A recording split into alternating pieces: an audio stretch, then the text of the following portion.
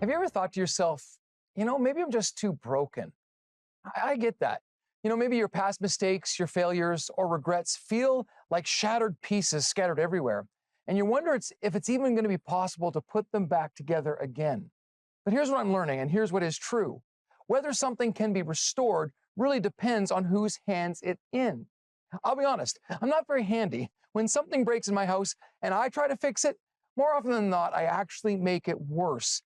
And maybe that's true of life too. When we try to fix ourselves, maybe with our willpower or by being distracted by other things or our quick fixes, these things often end up creating more frustration and honestly, even more brokenness.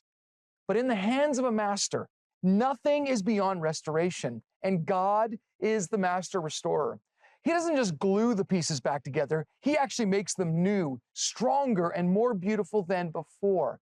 Think about the Apostle Paul. Before meeting Jesus, Paul's life was defined by violence and destruction. He persecuted Christians and caused deep harm. By any standard, his life was, I guess, beyond repair. Yet in 1 Timothy 1:15, he says, Christ Jesus came into the world to save sinners, of whom I am the worst.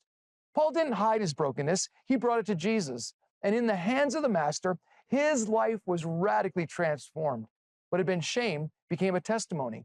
What had been destruction became purpose. And the same is true for you and I. Picture it like a weary traveler facing a raging river. On your own, there's no way to cross it, but right in front of you is a bridge. You didn't build it, you just get to step on it, and it will carry you safely to the other side. And that's exactly what God's love does.